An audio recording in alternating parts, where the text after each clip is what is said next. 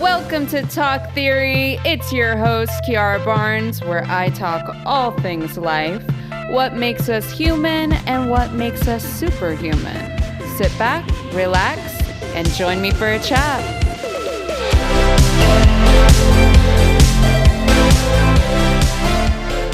Hello, welcome back to another episode of Talk Theory. Thank you so much for listening. I hope everyone has been good. I'm really glad to be back. Folks, tonight is the finale episode of Fantasy Island. It's happening. It's so wild. I cannot believe we're here. 13 episodes. We did it. I cannot wait to watch this. The finale was my favorite episode to film because of the story in the episode. So I'm really looking forward to watching tonight, and I am excited for you to watch. Reminder, we air on Fox 9/8 Central and next day on Hulu. If you want to catch up on any episodes for season 2, they're all on Hulu, okay? All right. Today, I want to talk about tapping into our inner child. And when I'm referring to our inner child, I'm talking about that part of childhood where, you weren't really afraid to try things. You said what you felt. You enjoyed whatever it is you enjoyed. And you just had, an easier time letting go. And I understand as we get older, we tend to forget about this because, we're growing from child to adult. And in doing that, we end up gaining this new sense of self, these new experiences, new responsibilities. And it just becomes easier to focus your priorities and energy into other things.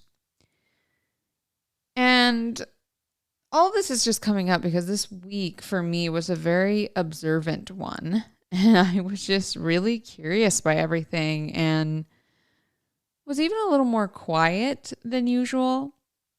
And I just kept asking myself what sounded good to me to do, and not judging myself for it either. And I don't know, it was all just a really good reminder and a moment for me to check in with my little self. And I think that we can get so zeroed in on work life that it's easy not to do the things that bring us joy.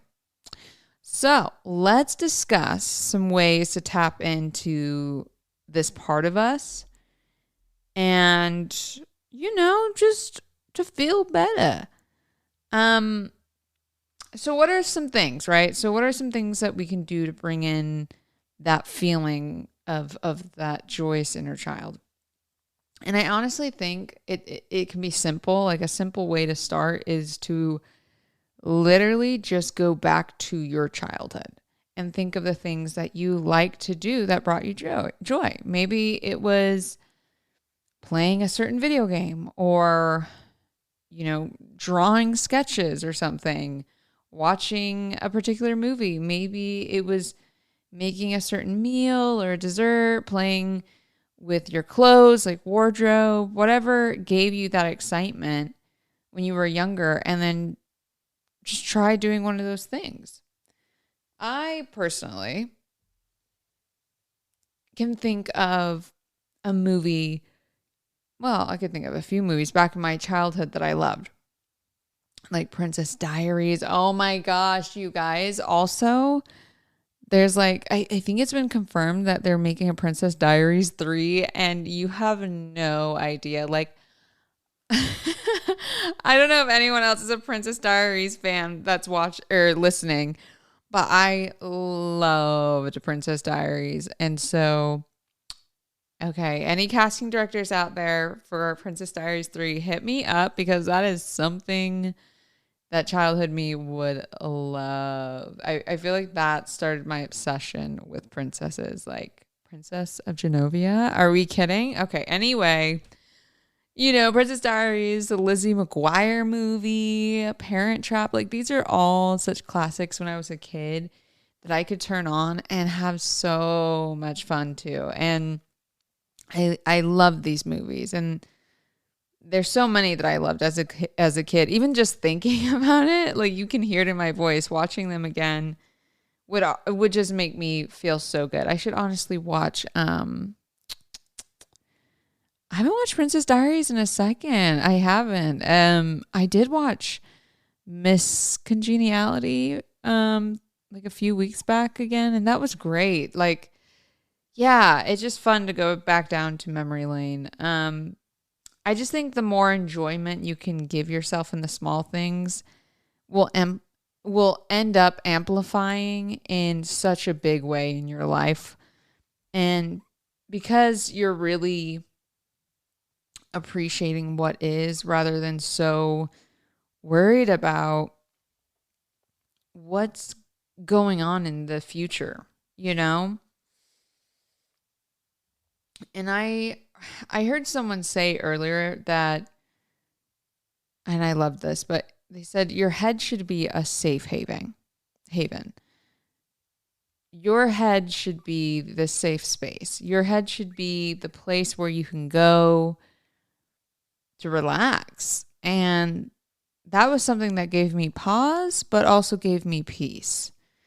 It was a really good thing to hear as a reminder to be aware of your thoughts and how you are speaking to yourself or towards the life around you. Because what is dominant in your thoughts, that is reflective of the outside.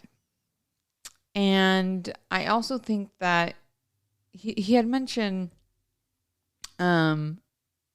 which I did like as well, mentioned that if you're always in survival mode and looking at things in that kind of perspective of having to like always protect yourself, you will end up attracting those things and experiences where you will have to do that. And then instead, like putting your energy towards how good things are going for you and thinking of the things that are working out in your favor, then you will attract more of that because that is your dominant thought. I know that we've talked about self-talk a bunch on this channel, but it is a big topic and it's a great practice to get in. I think a lot of this is just a practice, and a continued effort. And this can really be so healing for the inner child as well, to just give yourself unconditional love. I'm sure all of us have had a point in time where someone was not too kind to them, or, we weren't kind to ourselves. But as an adult, there is, we have the opportunity to show ourselves some love and compassion. And you can try this through many ways, but you can try it through affirmations. But the thing about affirmations is you have to find what words really connect to you. And that's why I'm going to try not to give examples, because I would be that person that would take someone's examples and try and say, but the words wouldn't, you know what I mean? They wouldn't really stick with me. Like, it's something that you actually need to sit down and give some proper thought to. We can try an exercise, right? So, yeah, okay, here, let's do this. Close your eyes, right? Don't think, and just say the first 3 things that come to mind of something loving you wish you could have heard as a child. Those 3 things, say them now. Okay. And it has to be quick. Like, don't be like, maybe that. No. First 3 things that came to you, that's it. That's it. Those 3 things are your affirmations. Okay? And you can start off as if you were literally talking to little you and saying them to little you. And then once you get to the point where it feels very connective and personal, change that affirmation into an I am statement and keep repeating that. I like to do mine in the shower sometimes. I've always loved the water and I find it super healing. So that combination is wonderful. I've also tried even hugging myself while I say these affirmations. And that's really nice too if you're someone that likes physical touch, like you like to be hugged, or that kind of affection affects you in a positive way. That feels great. And sometimes, you never know what kind of energy you're going to get after you say these things. Sometimes I cry and I don't know that it's going to happen. And I just allow it, whatever's coming up in my body, to come up and express, like we were talking about, there's so much going on in the world. Our mind and really our whole entire self should be our safe space, the one place of refuge that we have where we can release and be our authentic self. Like when we're just with ourselves and alone, or I would say, sure, right? The point is that with ourselves, we should feel, the most comfortable expressing. Now, this last bit I want to talk about somewhat has to do with the whole self-talk, but it is also about letting things go. Now, if you're ever around kids and observe a moment of, let's call it contrast, where something didn't go a child's way, they may have a tantrum, or feel upset for a moment, and then they get over it and they're on to the next thing. They don't really ruminate on a moment for too long. I don't know if that's an attention span thing or what, but it is a reflection on what you think the most ends up continuing to exist in your world. So let things go. If you're feeling resistance with something, that is a huge sign for you to let that thing go. Give it to a higher power, God, the divine, whatever it is for you, and know that you are being taken care of. And it can also be letting go of, unfavorable interactions. I had a moment with someone over the weekend where I had received some odd energy, and I had talked myself through it. And I just realized sometimes people are just having an off day, It's happened to me. And it's not my job to try to fix it.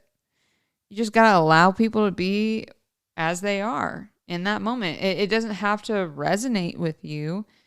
It wasn't a big deal or anything. It was just an energy, but I decided to, just let it be. And then because of that, I was able to enjoy my time. And I just remember, honestly, being a kid, I wasn't incredibly concerned all the time what everyone was thinking of me. I'm sure I thought about it because we're humans, but for the most part, I was really obsessed with the Jonas Brothers. I just didn't really have a ton of time to be, all that interested in what people were thinking about me. I'm sure it came up in my mind, and I know that, I had moments, but I would just move on to something else at some point, and all would be well. But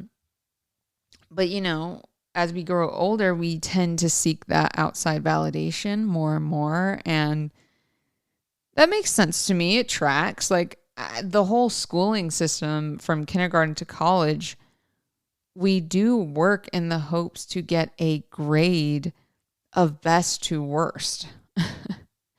And of course, that creates this need for outsourced validation that we're good enough. And that's why, as an adult, it's important to have these check-ins and to remind yourself that you can feel much more free than perhaps you're allowing yourself right now. Okay, folks, today was a little short, but it was just on my mind. And sometimes, I just want to come on here and chatty chats. Look, here's the thing. I really do want you guys to do something this week where you can give your inner child some love. Go get your favorite ice cream as a kid.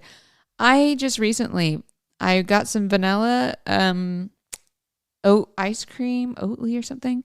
And I got some Oreos and I made myself some Oreo ice cream and it was delicious, and it put a smile on my face because Oreo ice cream is my favorite. Anyone from the Midwest, I don't know if this is just a Midwest thing, but I don't really hear about people eating this, but in the Midwest, a big ice cream I loved, it was called a Dirty Worm. And it's like vanilla ice cream and Oreos and gummy worms. And I can't remember what else, but I think that's like the base. And that stuff was just so fun. And every time I have Oreo ice cream, it just brings me back to good memories as a kid. So do that or, go somewhere, drive to a museum, go see some art, something that just sounds fun, something that you can do to say, I love you to you.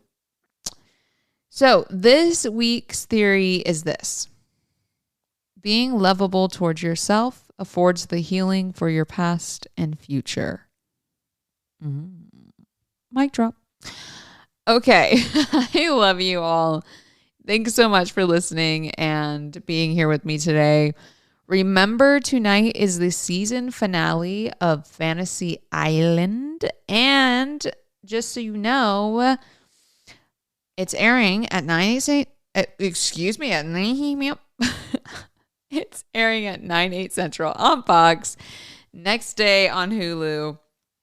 And like I said before, if you haven't caught up with us, season 2 is on Hulu. So make sure you're staying up on all things Fantasy Island. Okay. Thank you so much for watching. I appreciate it. It means more than you can know. And it's so crazy that this is the finale. And I'm so excited. Okay. Well, I shall see you next week. Okay. Love you. Bye.